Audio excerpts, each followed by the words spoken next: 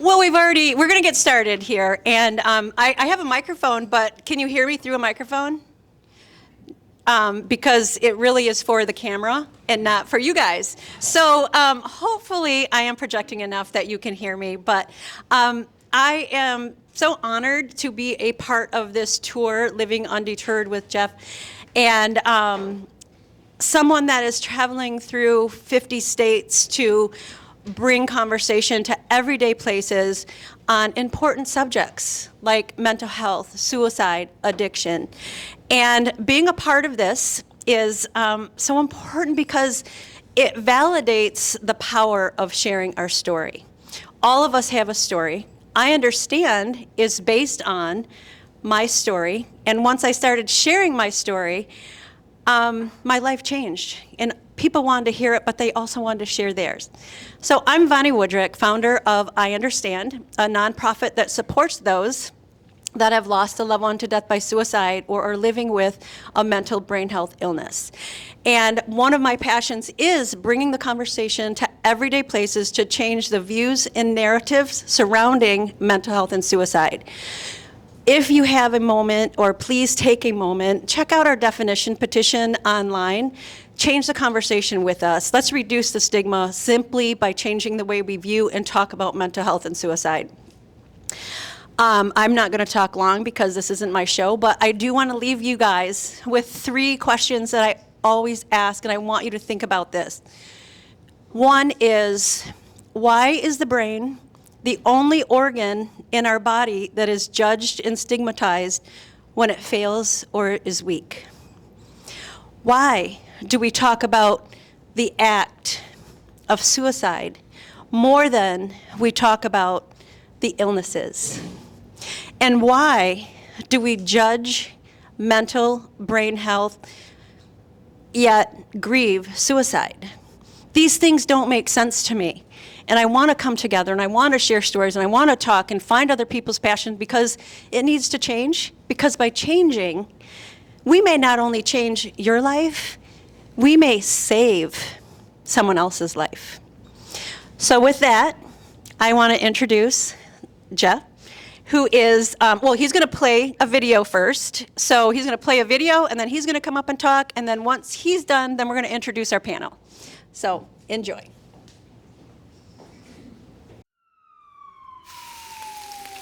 Every 2 minutes, a person dies in the United States from overdose, suicide, or alcoholism. These are our sons and daughters, our moms and dads, our brothers and sisters, our neighbors and coworkers. On October 4th, 2016, it was our son, Seth, who died from fentanyl poisoning at the age of 23. On June 29th, 2021, it was my lovely wife, Prudence, who lost her battle with alcoholism at the age of 46. Seth was like any other kid, athletic, musician, writer, funny. Yet he died in a seedy hotel room in Waterloo, Iowa. This wasn't who he was. Prudence was a great mother, a wonderful wife. Yet she lost her fight with alcoholism due to the grief of losing a child.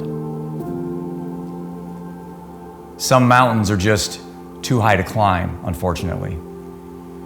2 lost lives. So unnecessary. Small, seemingly innocent choices can often lead us to massive, destructive consequences. It's obvious we have a problem in this country, a mental health issue of epic proportions. This is happening on every street, in every city, in every state. Yet we still have a choice. We can choose to be a victim, or we can choose to be a victor. Pity, sympathy, we have no time for that.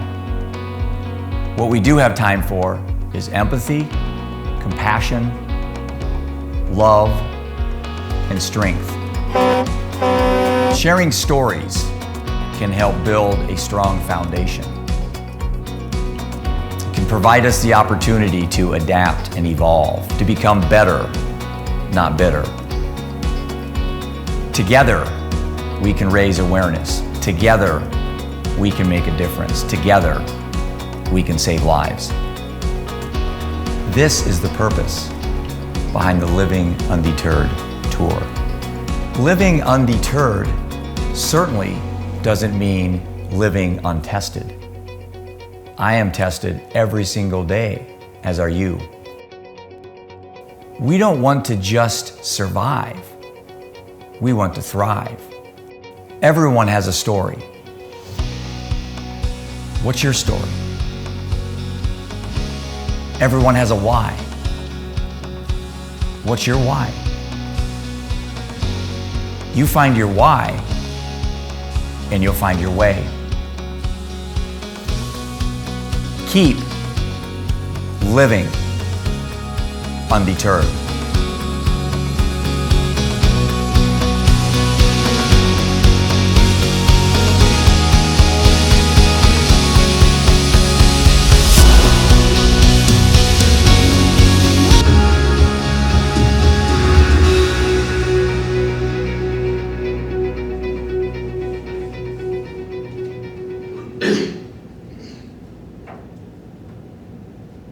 Hopefully I did this right.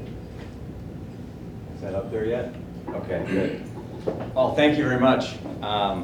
My boys said I shouldn't watch that video before I speak because I start crying over here. And you know what? Screw it.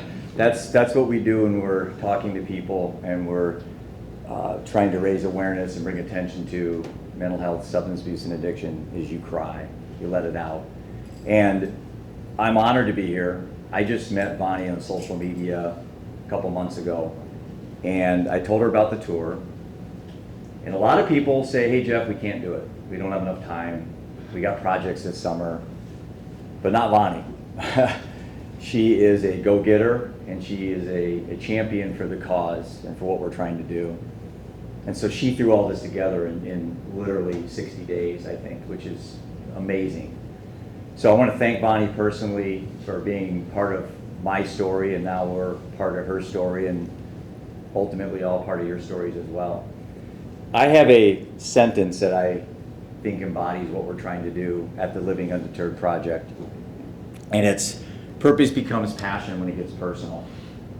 And I think if you say that a few times, you'll see why that's an important sentence, because most of us in this room that have an interest in improving the lives of others have had something personally happen, right? Most of us. And so passion then becomes revealed. And I think most of us go through our lives looking for meaning and purpose. That's a key goal or objective. And for some people when they're younger, it's revealed to them, like my boys, Ian and Roman. And then for people like me, it took age 50 for my meaning and purpose to be revealed to me through death. Okay? So I think as we go through this talk today, think about this sentence: purpose becomes passion when it gets personal. I also have a favorite word, and you probably figured this out by now, but it's undeterred. And I like this word because, first of all, no one uses it. Sorry, I got to set my timer here. No one uses it. And it's a little bit difficult to say. Oh, the microphone. Can you hear me? Can everyone hear me okay? Or do you want the mic for the recording? Gotcha, bud. So it's difficult to say, and for me with attention deficit, it's hard to spell. And I still have people today have to ask me how to spell that word. And that's one of the reasons why I like it, is it's different, it's unique, and it's not mental toughness, it's not resiliency, words that are kind of overplayed.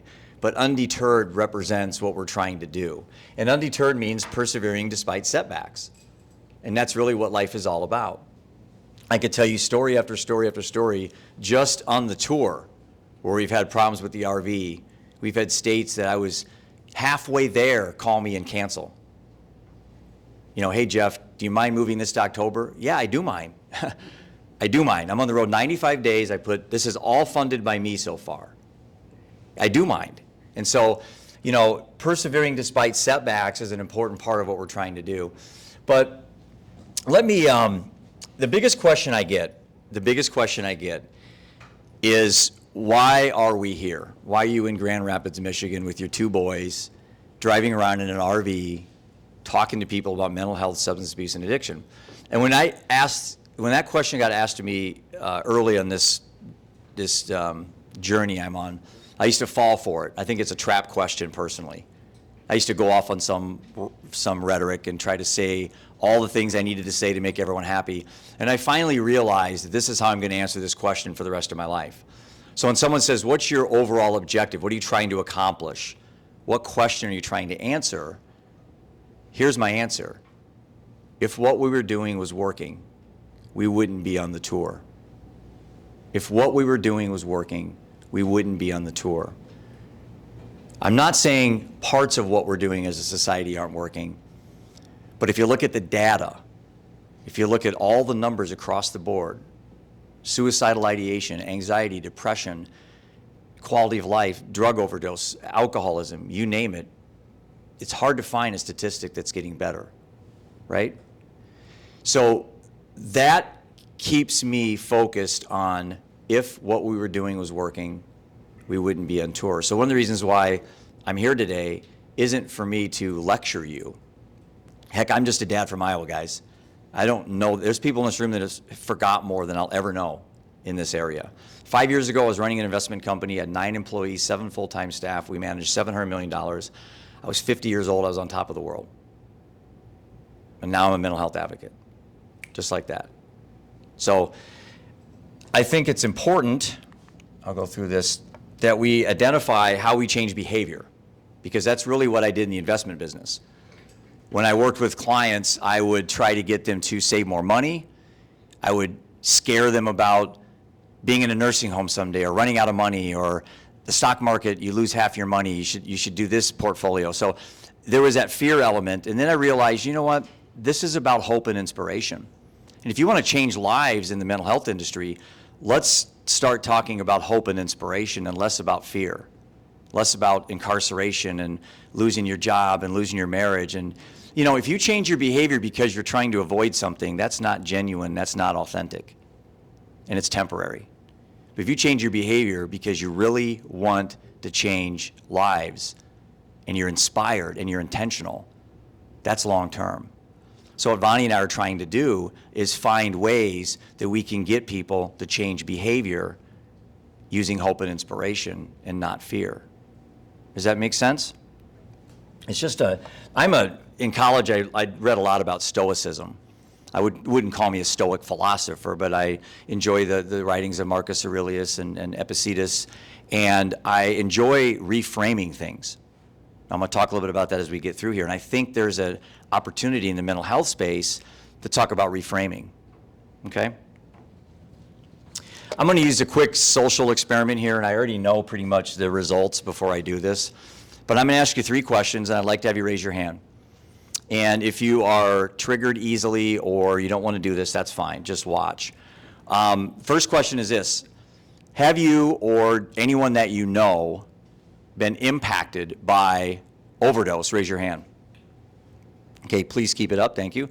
Overdose is the #1 killer of Americans today between 18 and 55. Fentanyl is 80% of people losing their lives through overdoses through fentanyl. Second question, how many of you, or have you or anyone you know been impacted by suicide? Raise your hand. I got 2 hands up. Okay, suicide impacts 70%, Vonnie would know this better than me, 70% of all Americans are impacted some way by suicide. Okay? Third question, last one, how many, or have you or anyone you know been impacted by alcoholism?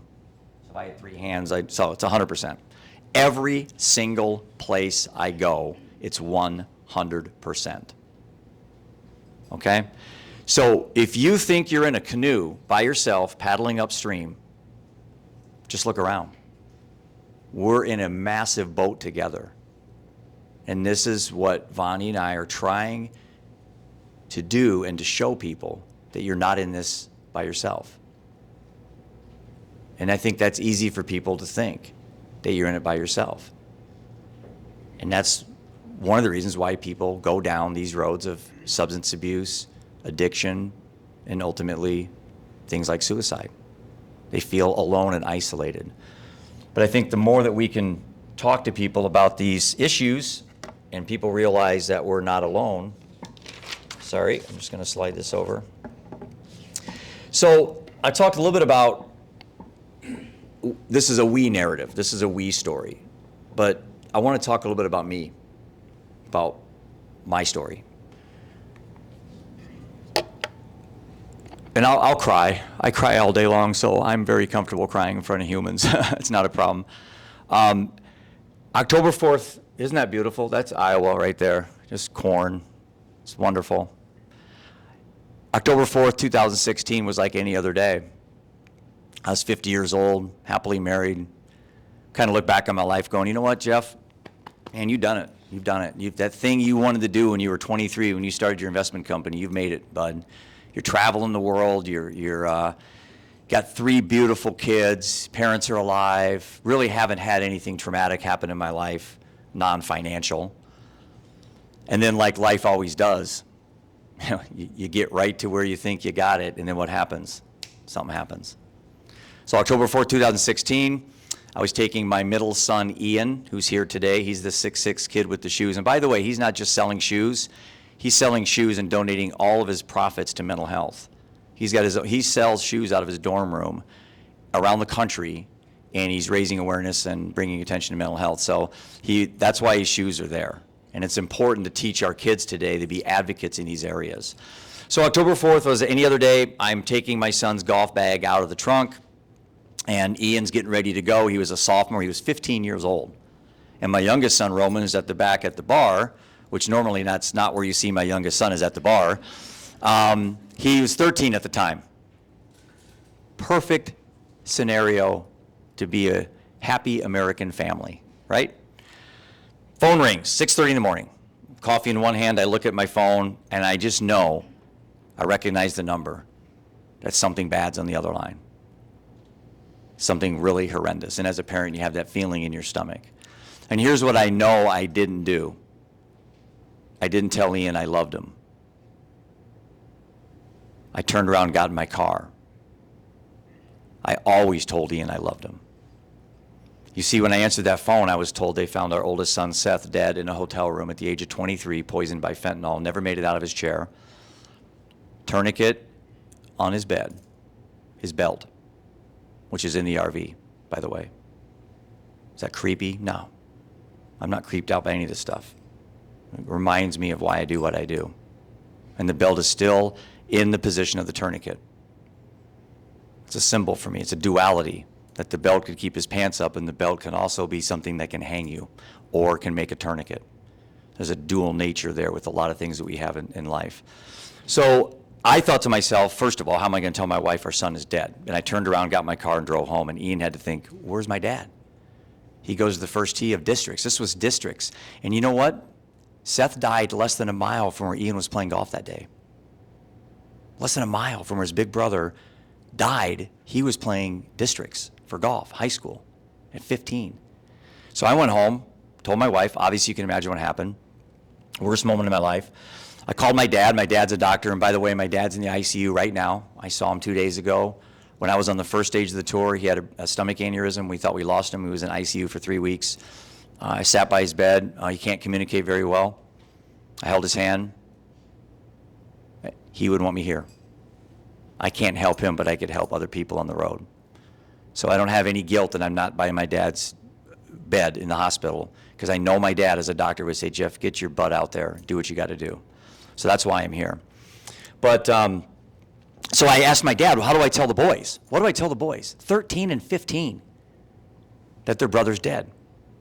And my dad said, Jeff, here's what you do. You tell them the truth, and then you shut your mouth, because you like to talk. And if you ask Roman, when Roman comes up to me and wants to talk to me, the first thing he does, he goes, Dad, I want to talk to you. And he covers my mouth because he knows I'm going to start talking. And so I did that. The boys came home. Ian came home, sat on the couch. Roman came off the bus, 7th grade. And they could see there was tension in the air. My wife was an absolute train wreck. And I sat him down, cleared my voice, and I said, boys, I got some really bad news. Your brother's dead.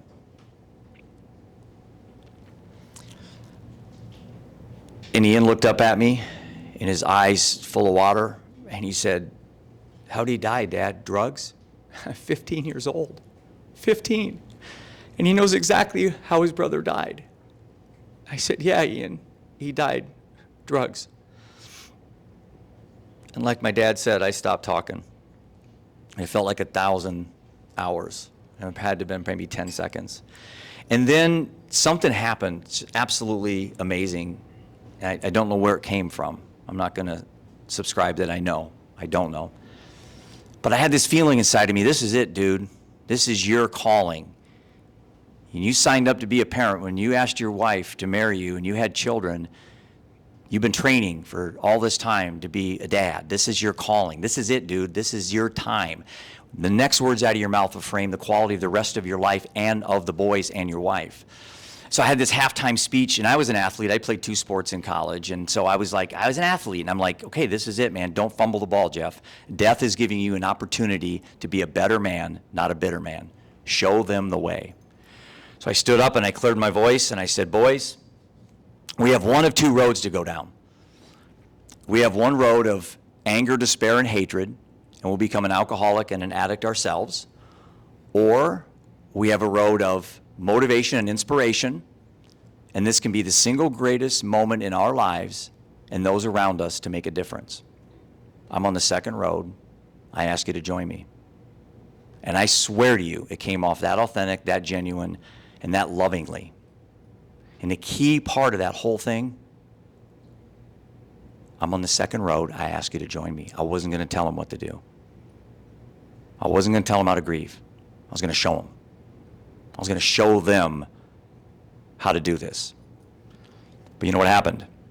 14 months after Seth died, my alcoholism was the worst it ever was. I've been drinking alcohol since 8th grade. I was a functional alcoholic, 7 days a week.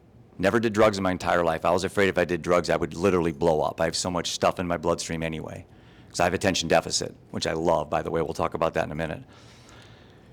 So I was drinking heavily all the way through, and Seth died, my wife and we just sat home and drank and drank and drank. On December 24, 2017, I woke up down in Florida. We had a condo in Florida. I woke up, looked in the mirror, and I said, dude, what the hell are you doing? It's time. It's time to be a man. It's time to be a dad. It's time to be a husband. I quit drinking, and it's the easiest thing I've ever done in my life. You bury a child, and you can't find something out of that, I don't know what you're doing. And so for me, giving up my alcohol was my gift back to Seth. And I don't struggle. I don't use the word sober because I'm not in a fight. I just choose not to drink today. Now, if I want to drink tomorrow, that's my choice tomorrow. And if I drink tomorrow, I drink tomorrow. But I got to get there first. So I don't play the traditional narratives with drinking. I go out by myself. I'm widowed, so I spend a lot of time by myself. And I'll go to dinner and I'll order a glass of wine. And the waitress or waiter will come over, and after dinner they'll say, well, by the way, you didn't like your wine? And I always look up and say, no, I don't drink. And I have to think they go back and go, you won't believe this idiot out there ordered this $25 glass. And I like look at the wine, I just laugh at it. But see, that's how I'm wired, and not everybody's like that. I understand that. AA doesn't recommend that, by the way. Hey, you know what? What works for me may not work for you, and what works for you may not work for me. Leave it at that. So I'm asked a lot. Oh, so I'm sorry. Let me wrap this up a little bit. So 14 months after this downfall, I decided to quit, right? I primarily thought I would quit to help my wife. And unfortunately, on June 29, 2021, I buried my wife, Prudence, of 21 years, marriage, age 46, from alcoholism. So death came knocking again, right? To be a better man, not a bitter man. Okay? And now my boys have lost a brother and a mom, all before the age of 18. Okay? There's my son, Seth. That's us. That little guy in front of my lap, that's my 6'6" son, Ian, who's out there doing the shoes. The better, bitter road. There's my wife, Prudence.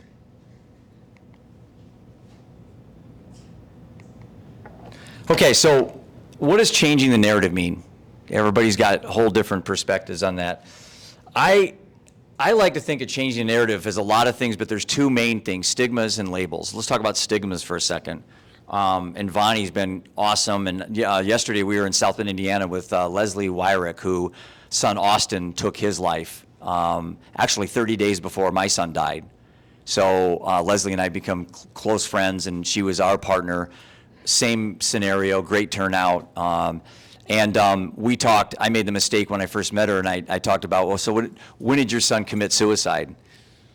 I'm just a dad from Iowa. I'm only a few years into this mental health thing, and I stumbled and I said the word commit. And she corrected me very professionally. Hey, Jeff, let me talk about, we don't use that word anymore. I said, great, I'm a sponge. You can't hurt my feelings any more than I've already been hurt. So if I say something wrong, correct me.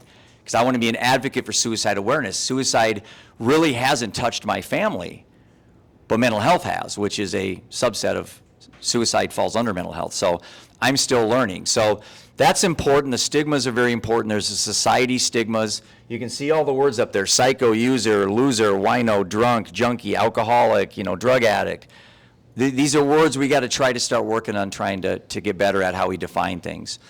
So I'll give you one example on this. Is I had a lady reach out to me on Facebook, and she said, Jeff, my daughter died, and I'm struggling with survivor's guilt, okay? I have survivor's guilt. I should have been me and all that stuff, and I'm not a clinician. I know what I think survivor's guilt means, so here's my reframing stoic mind. She goes, what do you recommend I do, Jeff? And I'm thinking to myself, people look at me as a clinician. Again, I'm just a dad from Iowa that could have 5 years ago care less about all this. And I'm thrust into it as an expert. And so I said, my simple mind said, how about this? You have survivor's guilt, cross off the word guilt, put in opportunities, see what happens. Now you have survivor opportunities. Free, no medicine, no therapist, done, deal, right? That's how ADD works. So I just trying to show people, if someone tells you have survivor's guilt, you don't have to believe them. You can take that word out and put in another word. We just accept diagnosis today.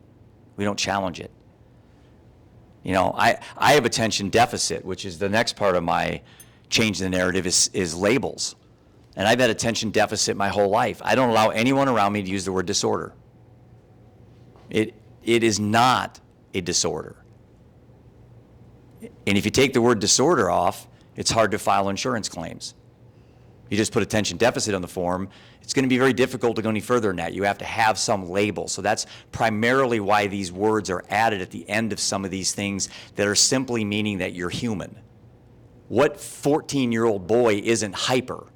I mean, give me a break. I think it's abnormal if you're not. So I felt sorry for the other kids growing up my whole life because my dad told me it was a superpower. I believed it. Attention deficit has been the best thing I've been ever gifted, by far. Gets me in trouble a lot, I forget things a lot, but I get stuff done. And I have a short memory. Now my son was different. In 5th grade, he was diagnosed with attention deficit disorder. And if I had to take something to my grave, I didn't step in right there. Because I was trying to make money in my investment business. I was trying to coach my kids. I was trying to travel the world. I was too busy. And I didn't step in. Because Seth believed that if he didn't take Adderall, he'd be a werewolf at midnight and eat his friends. So he took Adderall. I'm not blaming Adderall. My dad's a doctor. Trust me, I'm not throwing the medical profession under the bus. I'm just telling you my story. And Adderall was the door opening, the crack that all my son needed. He started abusing it. Then when he didn't take it, he went down. We had to hide cough syrup and Benadryl and everything in our house at some point.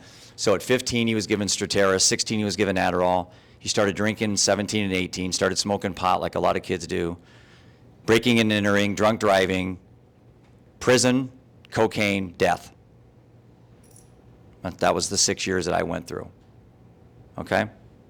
So you can kind of cherry pick where you think this all started, but again, I lived it, I was there. I have a feeling that if he would have got maybe a little bit different strategy going, a different coping mechanism, it wasn't just given a pill, maybe he would have been able to look at things differently. Maybe not. Who knows? We'll never know, right? We can only know about the next generation of kids coming up. But listen to the statistic, and you don't tell me if this is troublesome. In my book that I wrote, which is out there, by the way, and all the proceeds go into our nonprofit, this one's for you, an inspirational journey through addiction, death, and meaning. In 1990, there were 600,000 stimulant prescriptions to children that were prescribed. So 600 kids were on prescription drugs for stimulants, like Adderall. 20 years later now, think about this. For 20 years, 2 decades, it went from 600,000 to 3.7 million. Do you see a problem there? Do you think in 2 decades kids are that different, or we've just diagnosing them differently? But how do you go to 600,000 to 3.7 million in 2 decades? And I think last time I saw, adults now take more Adderall than kids. They're prescribed more Adderall than kids, and I don't know that for certain. As someone who's in the industry can probably clarify that for me. But I think that's troublesome. Changing the narrative. I want to talk about one thing too that is important with changing the narrative, and that's connection. We talk a lot about connection, and Johann Hari, or Hari, however you're going to pronounce it. Anyone heard of him? I read his most recent book, Chasing the Scream. It's a good book on the trouble with the war on drugs. But he has a TED Talk, which is an awesome TED Talk, by the way. I'd recommend watching it. It's on addiction. But there's a sentence he says it's kind of become the marching orders for this industry, and that's this: the opposite of addiction is connection. And the first time I saw that, I thought, well, that's odd. Isn't it sobriety? Isn't it being clean? Isn't it, No, it's addiction. It's connections, connectivity. I thought that was very interesting, so I dug a little deeper. And really, connection is basically a part of being vulnerable, right? Vulnerability.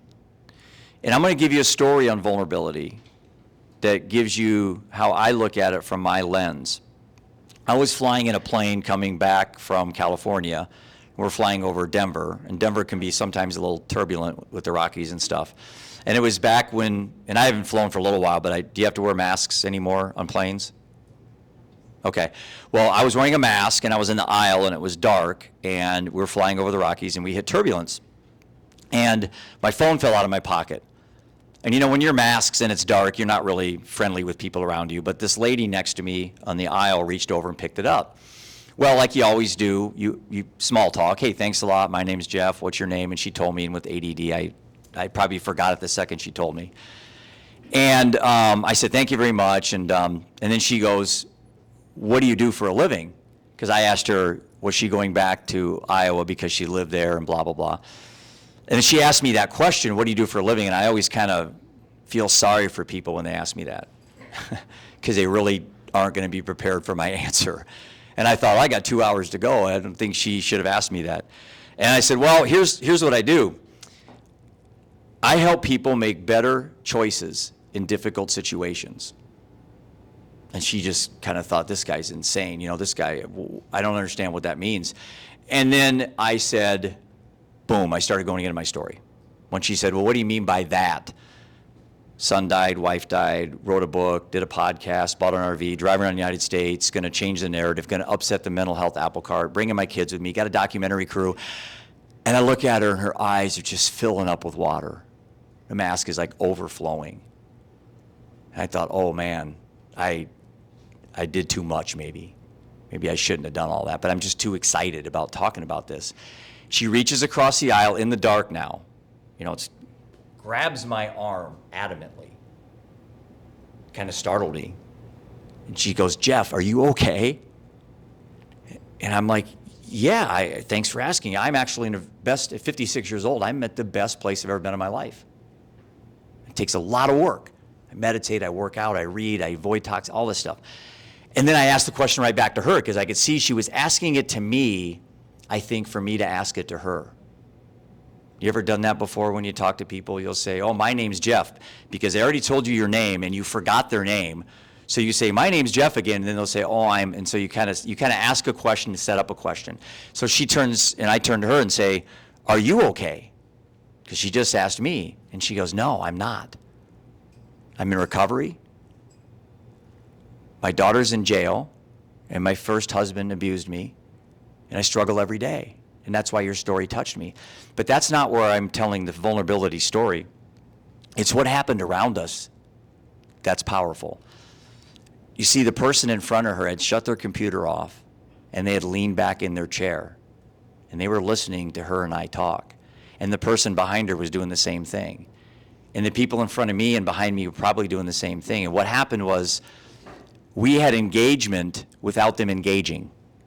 In other words, they were listening to our story, two humans on an airplane having an intimate, deep conversation, crying, and all this right there in a matter of minutes, and the people around us were engaged. And when the plane landed, we kind of got out, we shared our cards and hugged and stuff, and then I got in my car and I put my luggage in the trunk and I sat in my car and looked in the rearview mirror and I just started bawling by myself. And I thought to myself, I got 95 days of this. And so he's 28 this year. And by the way, I don't mean to say this to sound disparaging. I don't really use a death date. I don't say he's forever 23, because Seth's 28 to me, because he's in my heart alive right now. And I'm not telling parents and moms and dads not to do that, but I don't talk about a death date, and I don't peg him at 23. He's 28. And his daughter's 5. His daughter was born 3 weeks after he died. And that's probably the hardest thing.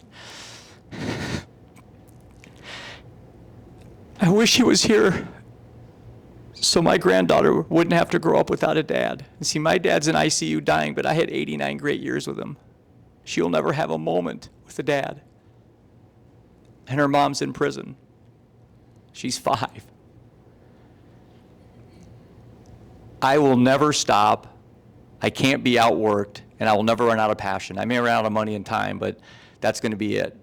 I mean, I've got so much fuel in my fire to help people right now. I can't even explain it. And it just keeps getting stronger and stronger and stronger. So I was asked, Jeff, what is Living Undeterred Project? What do you really, what's your 3 nuggets of wisdom you would put together? So this is what I came up with. So these are my 3 pillars of the Living Undeterred mindset. And the first one's expectations. And I just think we as a society just have a horrible set of expectations. And I use the best example, and that's death. When you guys all drive home today, I can't promise or predict if you'll get a speeding ticket. And I can't predict if you get a flat tire. I can't promise if you won't get home that your spouse won't serve divorce papers or your business will go under. But I can tell you one thing. I can predict with 100% certainty that you will all one day die. And everybody you know will die. Yet with this wisdom and knowledge and intellect, when death comes into our lives, we often crumble. And it cost my wife her life for the inability to reframe the death of Seth. Okay? It took me 14 months to really realize where I was going. But choosing the better road was the only option I had. So death is a really good example. If we can have a healthy relationship with death, I think you can have a healthier relationship with life. Because it's coming. We don't know when. I wouldn't want to know when. And it doesn't always go in the right order. I want son, wife, mom, and now maybe my dad in 5 years. And most people it's dad, mom, grandma, dad, mom, pet, spouse, never a child. Mine was the opposite. It's still death, just not in the right order. So it's coming. We know it's coming. It's never going to be convenient. But you got to lean into it. You got to embrace it. You got to have the same awe and reverence that you have towards life, have that towards death. And I think if we can get kids to look at death in a different perspective, as a celebration of life, and not necessarily the ending of something, but the beginning of something as well. So expectations to me are really big. The second one is preparation. And the Boy Scouts talked about expect the best, prepare for the worst, right? Right? So I expect to have a nice day when I golf, but I always bring a rain jacket and an umbrella just to be safe. Preparation's huge for me, the mindset, preparing your mind. So I ask people all the time, when you get up in the morning and your feet hit the ground out of your bed, what are you doing to prepare for the marathon of life? What habits and things are you doing to prepare for that day? And then every day afterwards. So for me, Preparation is meditation. I do 20 minutes every morning. I exercise every single day. I read, I write, I do my podcast, and I advocate, and I talk to people like Vonnie every single day. That's my preparation. But the one that gets overlooked, especially for adolescents, and this could be applying to everyone in this room as well, is avoiding toxicity. That's a huge, huge issue. And I talk to kids about, imagine yourself treading water, and you're 1 foot below the water. Okay, and you got on your ankle a toxic habit, like drinking or smoking.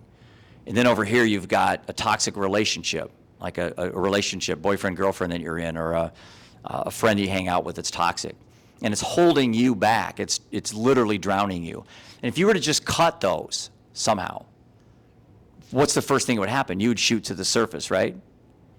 Well, there's no guarantee anyone's going to be there, but at least you have air. At least you have a chance to live. But you don't when you're being held back like that. Okay? So I think of it, in my own mind, I said for every toxic thing I sever, it's like adding 5 good things. So 1 toxic relationship's like adding 5 good friends. So that's the ultimate addition by subtraction, right? You cut one thing, and we think today we just got to keep adding to our lives more and more and more and more, and we're getting more miserable and miserable and more miserable. Again, the evidence doesn't show it going the other way. So is adding more in our lives, I think, what you want to do, or do you think we want to start cutting things out? The negative habits, the negative emotions, the negative relationships. And you can add more to your life by having less, actually. Okay? And the third one is evolution.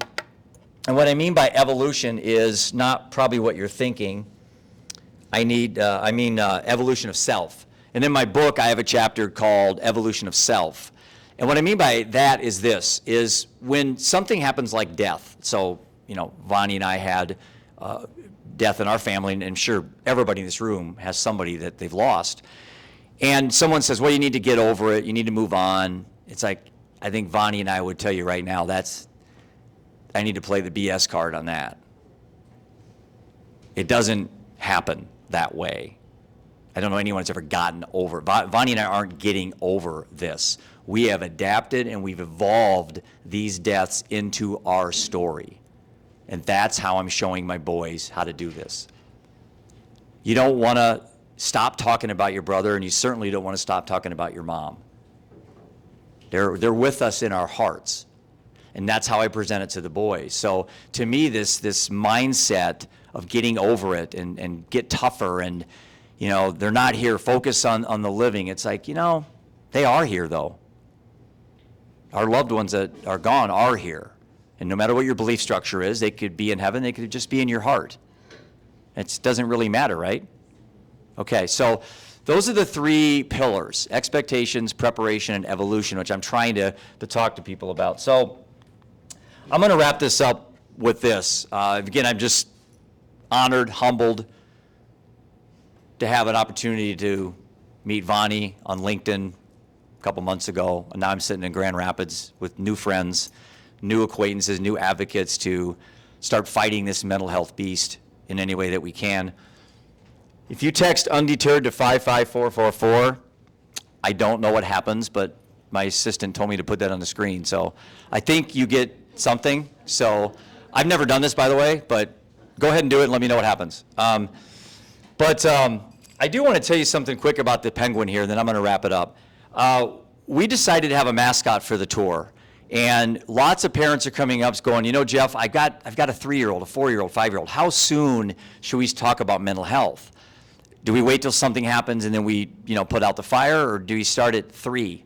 Well, welcome. This is Pace the Penguin. Pace is our metaphor for patience. And what we've done with kids is, and this has worked really well, is we talk to kids about Pace. And what I say is this: Pace was not born with athletic skills. He has wings that he can't fly. He's got feet that he can't run. He's not the most gifted athlete. But you know what? Pace gets to where he's going because he's patient. So if kids can have a penguin next to their bed and they're anxious about being bullied, or they're anxious about some topic with mom and dad, or they're struggling at school, and they remember Pace, who when he looks in the mirror, he doesn't see an athlete. Like I said, wings that don't work and feet that got, webbings on them. not gifted, especially for ice, but he gets it done. He gets to where he's going because he's patient. So we've got these penguins available, if anything, just for parents to talk about patience with kids. Because what do kids lack today? Patience. Everything's decided for them on social media. They don't have to think. So the minute that phone's off, man, they're in panic mode. So we got to get kids to learn to be without some of these things that they are addicted to. And who doesn't like a little penguin anyway? So again, we got those for sale if people want to get one. We sold a bunch yesterday in South Bend, which is the first time we had a lot of interest. So anyway, I'll leave you with this. I have one sentence I'm going to give you that I think is the greatest question you could ask yourself. And you can ask yourself all day long with this question. And I'm trying to get people to really look at their lives this way. But here's the question. And I really believe that how you answer this question will frame the quality of the rest of your life. You're probably thinking, wow, that's a big question, Jeff. What is it? Here it is. Do things happen to you, or do things happen for you? Before you answer, think about that. Do things happen to you, or do things happen for you? If things happen to you, that's a victim mindset. That's sympathy. That's pity. Why is me? Woe is me? Why me? Why not somebody else? The timing was bad. Blah, blah, blah, blah, blah. I call that the bitter road. That's where most of us live, most of the time. Other part of that question is, do things happen for you? That's the victor mindset. Opportunity, purpose, meaning, love, empathy, compassion, strength, courage. That's the better road. So I ask you that question again as you go through your day today and go through the rest of your life. Do things happen to you, or do things happen for you? Are you on the better road, or are you on the bitter road? I had someone one day come up to me after one of these and said, Jeff, I have to pull you aside. I lost my daughter. I know you lost your wife. We're not going to compare grief. Both suck. But how can you convince me that my daughter's death was for me? And I thought for a moment, I've never had that asked. And I knew, again, what I say next is important. So I said, how can it not be for you? Because if it's not for you, it's to you. And if it's to you, you're a victim. And we don't want to be on the bitter road, do we? So it has to be for you. Has to be. You don't have a choice. You don't want to be on the bitter road very long. The ending isn't good. So I presented it back to her that it just really isn't an option. You have to find a way for these things to be for you. So with that, I'll say this. Purpose becomes passion when it gets personal. Keep living undeterred. Thank you very much.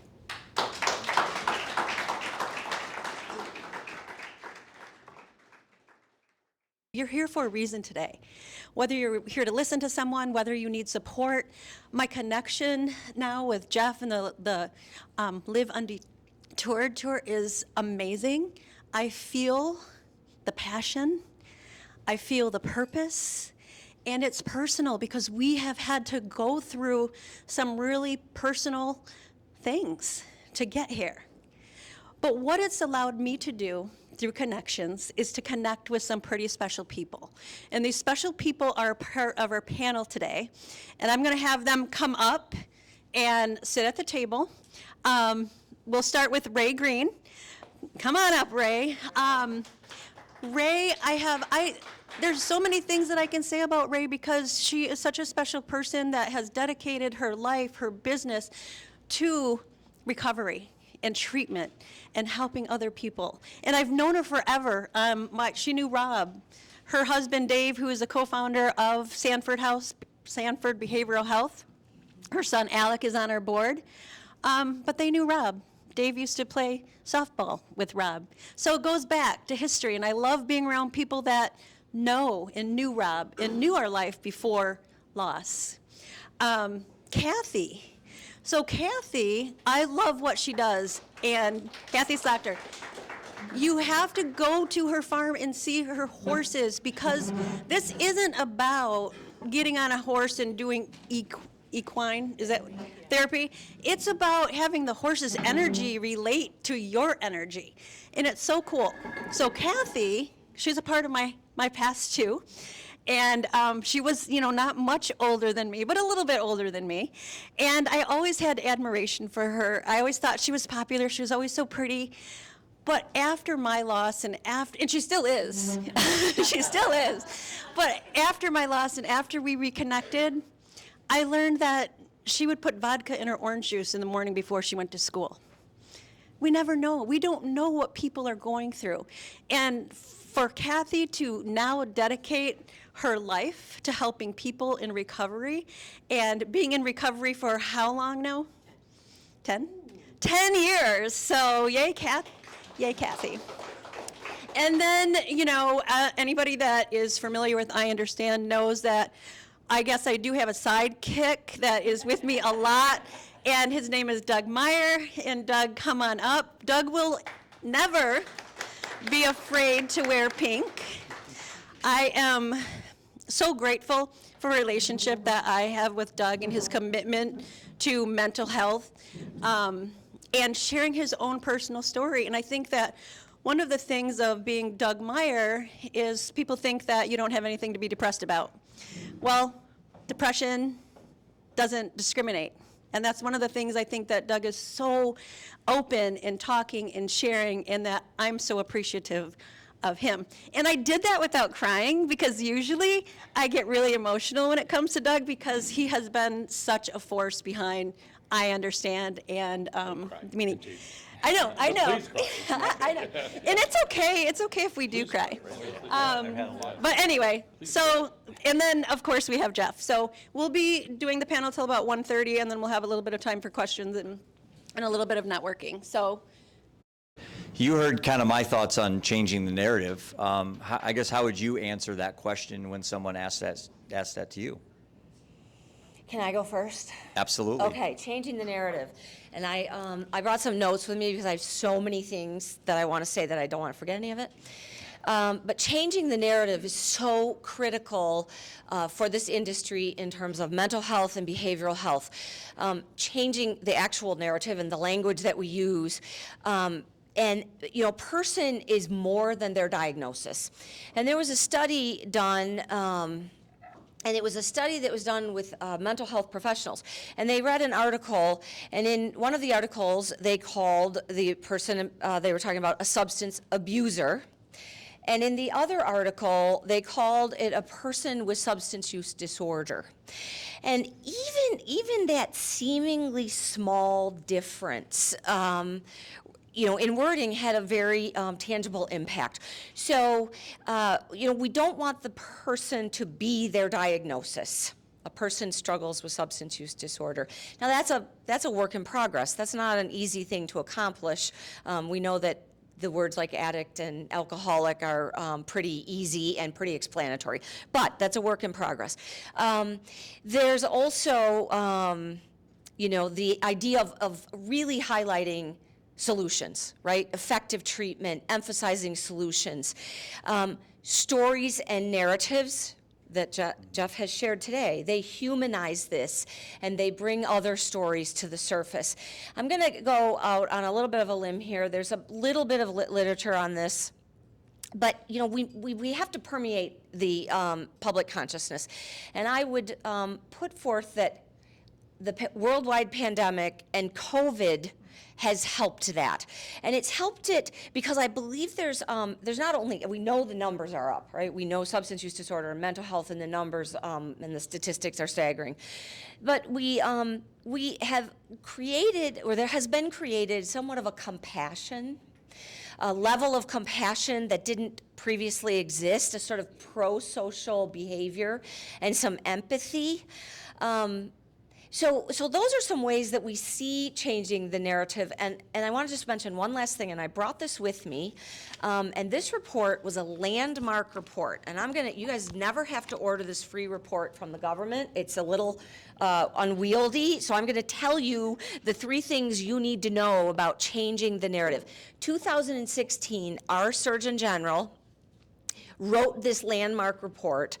And what he said was, we need to, he said this is a substance use disorder, mental health.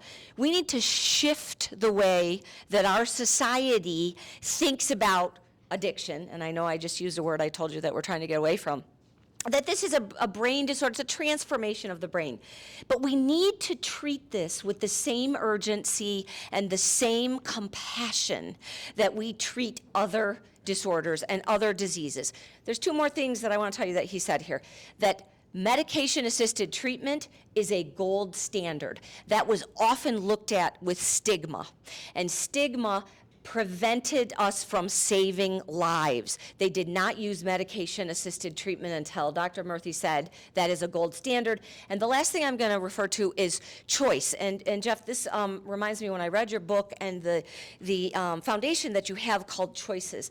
And in our country right now, there are 40 million people who are in the stage, and I'm speaking to substance use disorder, who are in the stage of misuse. This is before they reach the chronic progressed state where they need a facility such as Sanford Behavioral Health. And that stage of misuse involves choices. And that is where we can focus on prevention work. And if we can capture some of those 40 million people at that stage, then I think that's where we can make some real progress in making choices. Okay, I better stop. Thank you. Do you want to say a few words? Yes. Boy, for me, changing the narrative, I believe, and I'm thinking differently. I do like the word for myself. I like the word addictive and addiction and alcoholic, because for me, I was on death. I was knocking on death's door. I could have died any day in my alcoholism, and I have to remember that that's who I am.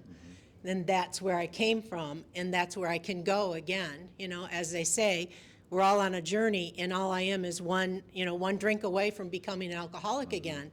I am somebody that will, if this were vodka, I would be on that road. Maybe I might have one today, but I can guarantee you that I will be down that road, and I will be sick, and I will be abusing alcohol just as quickly. So for what I would like to change, I guess, is how other people perceive us. I did not know anybody else that was an alcoholic and was a woman. I only knew of, these men that maybe were underneath the railroads or whatever, hiding out. So I wanted to know that I have some place to go. You have some place to go. You have some people to talk to. It is an open conversation. It is all right to go out to lunch and not have an alcoholic beverage too. That's a big thing is when I walk into a gathering, there's alcohol everywhere. I would love it if it was the opposite, but our society, it's part of who we are today. And I had to figure out who I was, and I'd like to help other people figure out, the importance of themselves, to find your why. I love that, to find your passion, to find your purpose in your life, because, I didn't have one, and it was okay for me to be sick and not have one. And, so I would love the open conversation, to be able to say I need help, and to offer more places that will guide us and give us permission to say that I'm sick and I want help.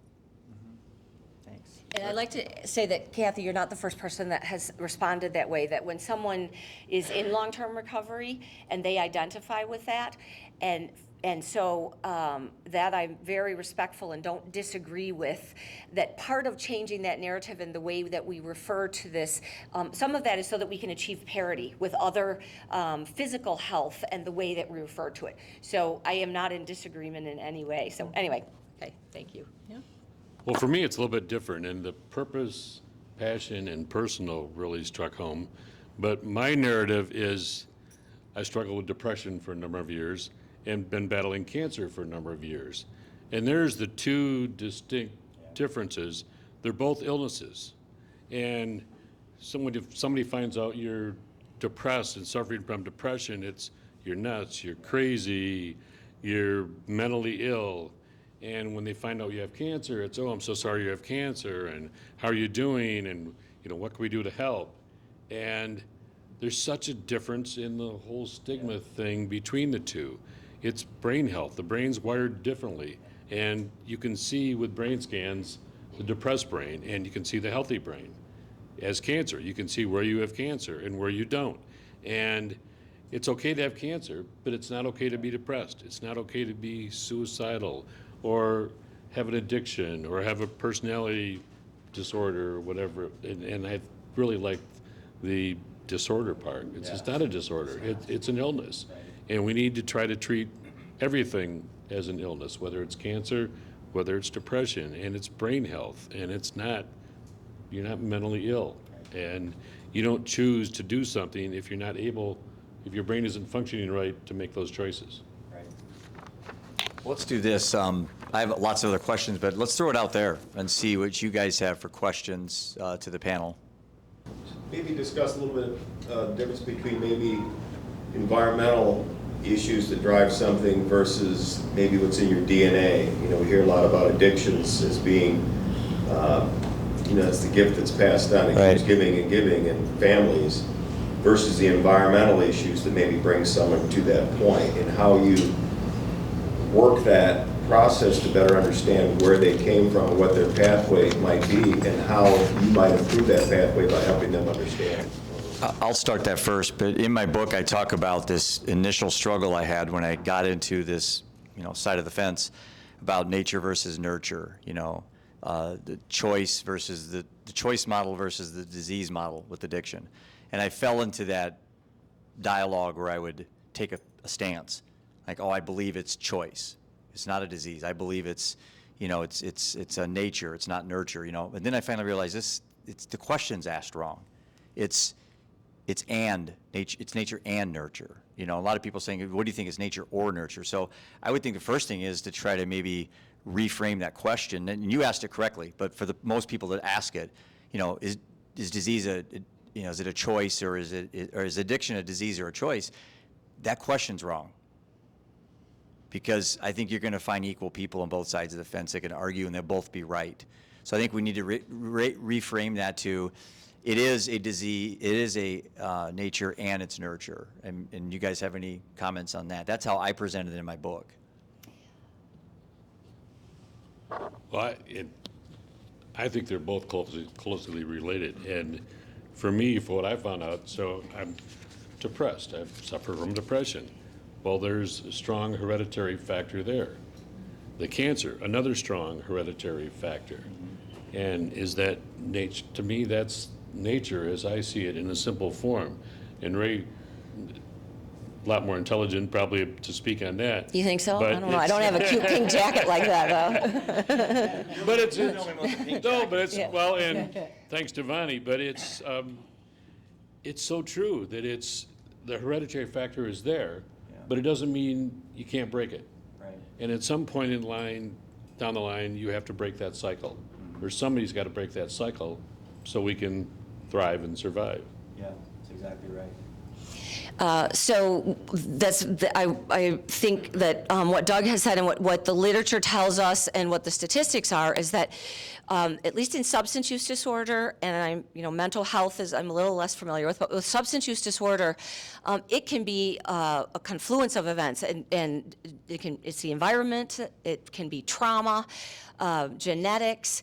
It can just be using, so just sheer use, even if you don't have any of the others. But the genetic component we're learning is much more prevalent than what we knew before this was a science. And if you have one parent that is an alcoholic, then you can be 30% more likely. Two parents, I think you're 100% more likely. And I know my husband is rolling his eyes because he knows numbers are not my thing, but I do remember this one, that if you have a grandfather, now I think that was because the studies were done on men. If you have a grandfather who was an alcoholic, along with your parents, you can be up to 900% more likely to develop an addiction or substance use disorder. So it can be many things, and one of the things that we ask our clients when they come in for an assessment is, what was your age of first use? Because that blood-brain barrier is not formed, there are vulnerabilities at that point that allow that substance to get a better traction in the neural pathways. So it can be a lot of things coming together. And so, oh, the legacy, yes, Doug, that is exactly right, that someone who goes into a recovery or gets treatment, they're doing that not only for themselves, that happens for their family and for generations to come. Well, I can say for myself, when I went into AA, I remember thinking, I wish I had cancer, because then people would feel sorry for me. Now they're just pissed at me. Wow. They're mad at me. I'm very grateful now that I do not, and I have a chance to be recovered. And it then became my choice when I was in my addiction. The choice was, it had to be so painful in order to change who I was. It wasn't something that I was even aware of, that I was getting to. I didn't want to look at the fact that I was getting to become an alcoholic. It didn't happen. It didn't go in a flow that I said, oh, here I am. I'm going to be an alcoholic. I guess I'm going to have to go into recovery. I'm never going to drink again. That was the scariest part of all. So, having alcoholism as part of my background and how difficult it was, the choice was mine, yes. The choice was definitely mine. My choice was to reach out and to help and to get help. I was at the point where I was shaking every single day, and I needed alcohol in order to live. And I couldn't just choose, like you did, to say, I'm not going to drink again. I needed help. Right. I needed to go somewhere. I have a grandfather that's an alcoholic. I have two uncles that were alcoholics and passed away, an aunt. I also have two children of mine that are now in recovery. So, it is in my family. I also know that when I drank at 16 years old, I drank differently than everybody else. I know that now. I didn't know that then. I just noticed, I said, oh, I'm a big drinker. But I never knew that was my background. That was part of that was my alcoholism kicking up already at 16. I would just add that in regards to overdose, and in my case, I like to say, change the narrative, it's poisoning. Heroin had fentanyl in it. Seth was poisoned. But the issue is that the goalposts seem to be shifting. So, for example, the new paradigm in deaths, poisoning, are kids that aren't addicted. They've never done drugs and alcohol. But I think it's 42% of the illicit pills, Percocet and Adderall on the market, have at least 2 milligrams of fentanyl, and it can kill you. So the new paradigm are kids that are not escaping problems, but they're exploring life. So we just assume every kid doing drugs is struggling, trying to run from something. That's not always the case. A lot of kids aren't running from anything. They just want to stay up till 4 in the morning. So they take a pill, unbeknownst to them, poisoned with fentanyl, and they're dead. No addiction, no substance abuse, no mental health issue. That's the new paradigm with deaths today across the country with fentanyl.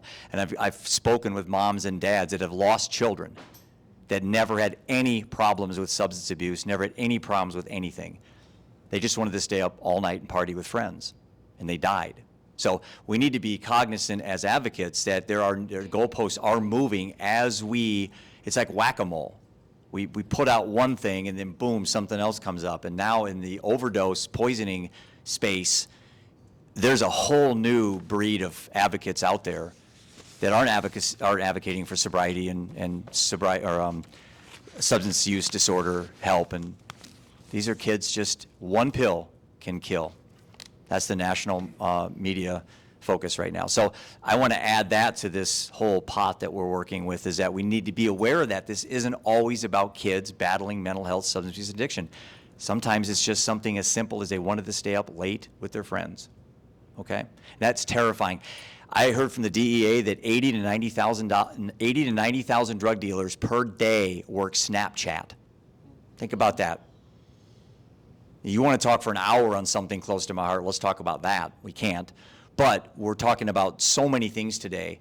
There are just sub-roads that go down that you need to be aware of as a parent or a grandparent with your grandkids, that during COVID, kids are sitting on Snapchat and you thought they were safe from drug dealers. You are so far wrong. So they're speaking in hieroglyphics, like pictures, like the Egyptians did. That's how they're communicating. So you can read their stuff and you still can't tell they're talking about drugs. 80 to 90,000 drug dealers a day on Snapchat. That was 6 months ago. I bet it's doubled. So think about that, as we're having these conversations with our kids. You had a question, I think, right? Somebody raised their hand earlier. I did, and I already lost it. Welcome to the attention deficit, beauty of attention deficit. Welcome to my world. Yes. I have one, especially for Ray, as well as Kathy. I've dealt with depression my whole life. I remember seeing the high school psychologist back in high school. And I was always, trying to strive to be the best that I could be in healthcare. And then I did healthcare, marriage, child, and then I had some major trauma and got divorced, went on pain meds, prescription from doctors. But at that time, of course, the computers never talked to each other. And then having my connections, it's like, yes, I went on, the Norcos, the Percocets, and then, Valium, and then, fentanyl, our drug of choice. But it was prescribed fentanyl. Right. There's a difference. But when I did an overdose, and on a ventilator for a week, that changed my life a little bit. I still do depression. I've had other overdoses before. But do you find,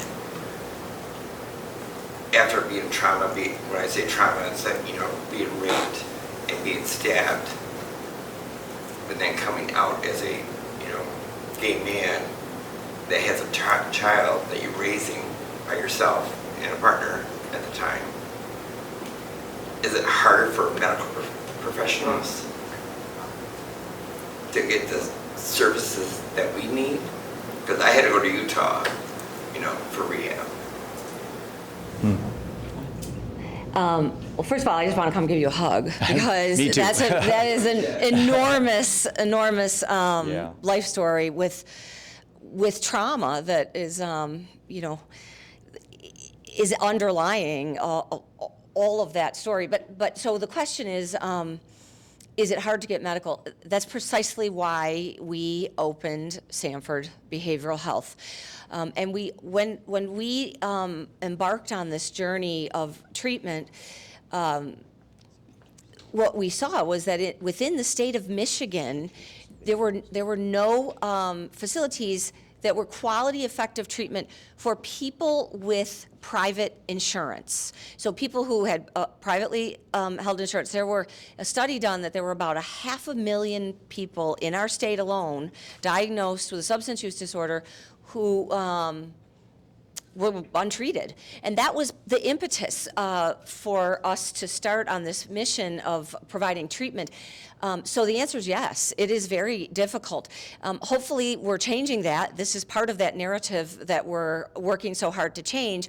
And yes, we feel that now we have some of the state licensure bodies that are looking and listening. We're partnering with insurance companies that are saying, no, we want to make this more cost effective for our members. So what we're doing is being accepted in new ways just in the past few years, unlike when we started in the year 2014. So Paul, again, a lot of courage in that while working hard of yours to be able to do what you've done. But the answer is yes, it is hard to find the treatment. Only 10% of medical schools in this country even address the issue of substance use disorder. So even the provider landscape is in need. Well, I would just piggyback on that. On a couple days ago, we were in Minnesota for our stop, and it was sponsored by an LGBTQ community. And it's close to my heart because I pick on my youngest son, but and he talks about this publicly, but he came out as gay 2 years ago to me. And boy, I'd say the first thing I thought as a dad, because gay teens are 5 times more likely to take their lives. And so it's important that as parents that we understand that. And first thing I thought in my mind is, you'll outgrow it, It's like poison ivy. And it's just so naive of me as a parent to think that. But I hugged him, embraced it. We did a podcast called An Act of Love, because in that community, it's kind of stigmatized, and it's just like, 5 times more likely to take their lives. And I think we're better as human beings to be more understanding of all these issues across the board. So, I just admire everyone's vulnerability, and I thought I would throw that out there, because some of our stops are specifically geared towards certain areas of society that kind of get put under the rug, unfortunately, See, I also, too, with that, I find it not just for teens and transgender or whatever, but even as a married man, Right. the suicide rate of coming out is higher too. Right. And people forget about that little part. But for you to do what you're doing is awesome, man. I mean, it's just, I want to hug you too, and I will when we're done. Another question. Sorry, I'll get you. So a couple statistics that I know from the NAMI.org. 60% of U.S. counties don't have a single practicing psychiatrist, and 1 in 8 ER visits is related to mental illness, and then the number one reason besides like childbirth, pregnancy, related to hospitalization is mental illness. So it's a huge crisis, I think, in the United States right now. Have you guys, what do you guys think the importance of crisis intervention is in your lives? Have you guys ever experienced a crisis? Have you helped other people with a crisis? I know that they're rolling out that 988 number in July, which I don't know if they have all the funding for each state for, but I just wanted to get your take on those sorts of topics. Sorry.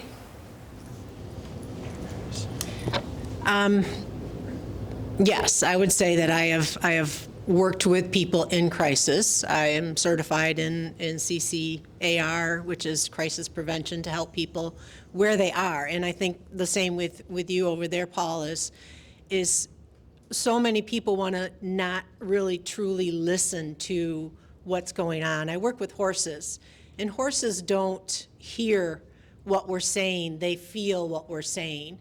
And as adults, many times, I don't want to hear your story and feel your pain. Right. I want to hear your story and move you out of pain. Right.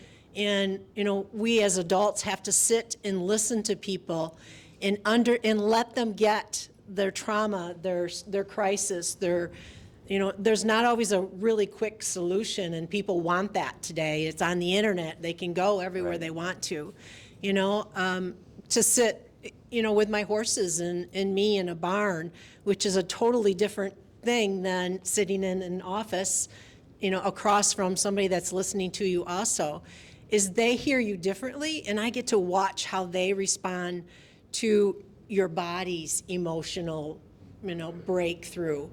And, I think opening up different avenues of having people come to and be listened to and be processing their pain. And, that's a big thing, is let people process their pain, be available to be a listener, and not always have a solution ready for them. Many times in a conversation, the person that you're talking to is thinking about what they can say instead of listening to what you're saying. So true. So I guess listen more. Good question. I have somewhat of a peculiar question. Go ahead, Doug, you got this. I agree. I'm a minister, and so as a minister, my kind of culture is very charismatic, and so when we think about some mental illness and whatever it might be, like for example, I used to also work at Pine Ridge Christian Mental Health Services, and so I saw a variety of different circumstances and so on that patients would exhibit. But as a minister, my first inclination is spirituality. And so when I saw some, like for example, when a patient was having vivid hallucinations, you know, and so as from a faith-based background, it was always spirituality, like it was either some spirit that was kind of creating this occasion, or, you know, some demon or something like that. And so, long story short, I began to experience this gap between faith and mental health, mental illness. And so, long story short, I guess my question for you guys is, in your background, do you kind of sense this gap between those two areas when you're talking about faith and mental health? I'll take this because I'm just working on this right now, and I'm trying to come up with this program where I can map my success on the financial services side to the gaps, as you say, in the mental health side. And what I've come to look at is, if you think there's really 4 areas in my mind, there's the physical, which is your health, okay? Then there's the financial part, which is your wealth, because, you know, it certainly helps if you're doing okay financially. That creates a lot of stress when you aren't. Then there's the spiritual, which is a big question mark, because there are those that believe and there's those that don't, and there's some like right in the middle. But whatever your spirituality is, that your connection is with the earth or with a God, that's part of that. And then the other is existentialism. That's your meaning and purpose. So that's not the same as spirituality, in my opinion. I think those are kind of 2 separate things. So when I'm designing my curriculum, for lack of a better word, I'm going to focus on all 4 of those simultaneously, because I think what happens is you focus on one, let's say your money, like I did for my whole life, and I fell apart in the other areas. Or if I'm just really strong in my faith, but I'm struggling in my health, and I'm struggling in my meaning and purpose, but I'm strong faith, there could be some issues there. So I think you're onto something when you said that, and I don't know if that helps answer, but I do think those 4 areas, physical, financial, spiritual, and existentialism, I think if you could get good at all 4 of those, you'd be a pretty darn good human. Yeah. You talk about cancer and then mental health and the stigmas, and we've had the family experience of work of patient advocacy. So when it comes to someone's physical health, if they're having issues, we step in, we help, we're part of the process. We had a family member in Pine Rest, and we had access and the ability to get them into the facility to get them help. And the minute they did that, and they're the ones that are suffering, they make all the decisions about then what we can do to be patient advocates, and all of a sudden they cut us off. And we have no access to the narrative that they're sharing, because we feel that patient advocacy is filling in the gaps that they don't share with the physician or whomever they're speaking with. And it happened to us where we got cut off because the patient said, "This is nonsense, why am I here? I shouldn't be here," after 2 or 3 days of a little more clarity. And next thing you know, they're out on the street and wouldn't even know it, and they wouldn't share anything. What kind of opportunities do we have that we're going to change the narrative to change the patient advocacy as well, where we can be healthier in that space that they're occupying at the time that they're distressed? And sometimes the doctors say, "Sorry, HIPAA laws, you're cut off," and it's very difficult and frustrating for us, because then we lose complete opportunity to really fill in those blanks. Great question. I don't have an answer. Yeah, I don't know what the answer is too with the HIPAA laws, and I've had a couple different family members been in treatment centers, and I wasn't allowed access. And they couldn't even tell me they were there, if they were still there. And, I've been part of a few different interventions, and I was on one side of it once where they did an intervention on me, family members and friends, to go to a facility in Arizona for depression, PTSD, and codependency. And first thing I did when I got there was said, everybody could know. I want everybody to have access, because there's people that care. Right. But that's the tough one. What do? You got a family member in an institution. You don't know if they're there. You don't know how they're doing, and you want to help, but you just have to, I guess, let go. And if they get healthier, you'd like to think that they'll be able to make decisions, or better decisions, to maybe let you in and say, "Hey, Dad," or whatever, "I'm doing well. You can come out and visit." and that did happen. And so, and part of it is I've been to enough Al-Anon meetings, and I'm not very religious, but I'm extremely spiritual, and higher powers are a very big part of a lot of these facilities and the whole Al-Anon experience. And I think it's very important. It helps for the hope. It helps to have another belief. Well, I can say for myself, it wouldn't have mattered how anyone talked to me or made me go somewhere. And I made my son go somewhere before, and he was at the age that I did have permission, and he gave me permission. But, the person has to be ready, and they're going to run whether you're an advocate or not an advocate, and they could stay. It's their why. We're back down to their why. They have to be in enough pain or enough reason to want to change. We can't just make them change. They have to want it. And, the spiritual part of it, I thought God was mad at me. I mean, I was mad at him. I thought he was mad at me. And, I had to work myself into that side of myself too.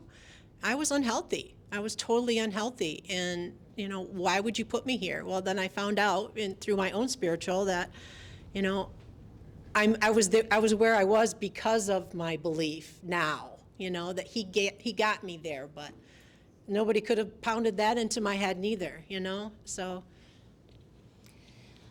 Whoa. That is one of our biggest challenges, because when someone comes to us, they are in a chronic progressed state, and their families are generally damaged. They have been through a lot. And so, that advocacy piece of being in the hospital with your father, as I have been with mine, where you're watching every pill and every movement, is not the same. And as far as confidentiality in the area of substance use disorder, there's even an elevated standard, CFR 42, is that right? CFR 42, which says you just nothing. So our admissions team is really trained to say, what is your human capital? Who can we, and so if we can't get it right as someone comes in the door for that, what is that called, where you sign the access, you'd never know that I went to law school, would you? No, that doesn't dive right out of my head here today. And so, but as therapy happens and we start to chisel away at that denial, and we start to get someone to see the light, so to speak, then we go back and say, family, and insurance companies tell us, that's part of the programming, is how do we get this family involved? So as a facility and as part of our industry innovation, what we've done is started family programs that support families independent of the client. So what's going on with this person who's in treatment? The other thing that we are in aspirational goal right now, but in progress, is that we want to have, in not violation of confidentiality, but we have a telehealth booth where we can have a podcast that says, this is what our clients did this week. This is what we worked on. So we can give the family, just like you do with your kids at camp when you get that little snapshot of them out on a kayak or something, and we can give that little snapshot without violating confidentiality. There's no clear answer to that question, because you get someone at their most vulnerable moment and you try to get that signature and that release when they come in, and often they reverse it, or you continue with the therapy and work on that. Okay, so since we've all touched on the spirituality part, I'll just touch on it as well, and that is that we are a non-faith-based organization, and there's a reason for that. If someone whose brain is on the other team, they don't want this help, they're resisting it, that's religious, I've tried that, it doesn't work for me, right? So what we do is we are a non-faith-based organization, but we have a Methodist minister who's also an LMSW, and he comes in and does spiritual exploration.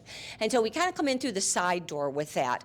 And we allow people to explore, because we know spirituality is essential to long-term recovery. So, we're kind of tricksters in that department when it comes to... I would like to say we could do this for hours and hours and hours, and obviously we're going to stay around and we can network and small talk, but I wanted to give Vani an opportunity to take us to the end of this today, and I have a question for her. is, since I've just really known you shortly, and I know you've got a lot of initiatives going, would you mind spending a few minutes talking about some of the initiatives that you're on? I think there's one specifically with, is it definition or? Yeah.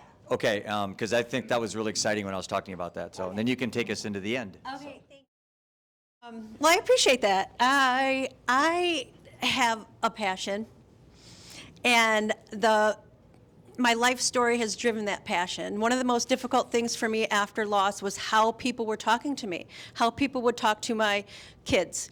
How do you tell a 5-year-old that their dad killed themselves? But we don't. We need to change that narrative, change that conversation.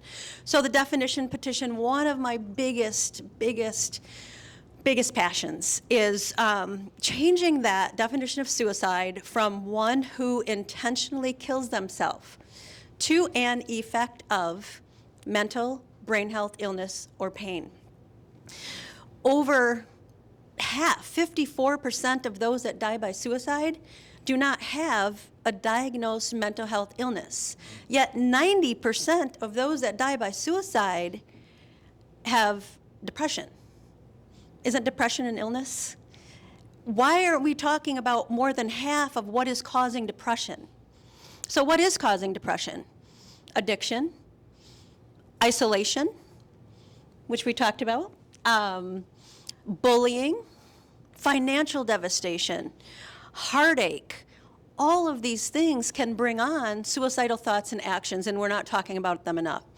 So that is my passion behind the definition petition, removing stigmatized words such as killed. If we were to have a conversation and you were to ask me how my husband died, and I said he killed himself, how does that make you feel? A little uncomfortable? I know, it's dark and scary. But if I were to answer my husband, or I say commit, right? Up until 1964, suicide was considered a crime. That's why we take the word commit out. My husband did not commit a crime. If we go back to depression being an illness is treatable, preventable, yet all illnesses, except brain health illnesses, are allowed to be terminal. My husband died from a terminal illness. We did everything. We're finding more and more information. And I look at Ray because I know she's doing that research on the brain, Doug, and what you're doing for brain and mental health illness at your new facility. So I talk about my husband, I say he died from depression. I talk about the illness rather than the act. We take those stigmatizing words out, and it makes a difference simply by changing the narrative, changing the conversation. We can view and look at suicide, mental brain health illnesses more accurately. They can be treated. The stigma reduces, as stigma is the #1 reason why people don't reach out. So that is my biggest passion, is getting that change so we can come together and we can talk, remove some of that guilt. My husband didn't choose depression, so therefore how could he choose the way he died? It is an effect of mental health, brain health illnesses. So with that, I want each and every one of you to know that you are not alone, and that we have a tagline. It says, be the one for someone. Be the one for someone. Do you know somebody that's going through a divorce? Maybe going through isolation, financial loss, devastation? Check in on them. Ask them if they're okay. You could save a life, but be the one for someone, and sometimes that someone is you. You need to self-advocate. You need to reach out and advocate for yourself.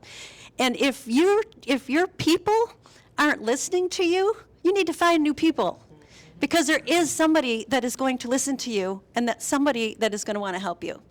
So I highly, highly recommend follow Living Undeterred tour. Living Undeterred, .org. And then Kathy, check out her website, her Facebook page, her amazing, amazing horses and what she is able to do. SanfordBehavioralHealth.org. Great information. They have a newsletter that is put out on a weekly basis, I believe. Such great information. Doug, check out, well, there's so much to say about Doug, but this month, Blue Cross Blue Shield of Michigan has done a story featuring Doug. You can watch a video of it, and it is online, so I highly recommend that you check that out. It's a really important and good story. He did a great job. But also, you can also find him at IunderstandLoveHeals.org because he's always around, he's always helping, he always is wearing pink. And we wear pink because it represents unconditional love, loving yourself enough to get the help that you need, and loving others for just who they are.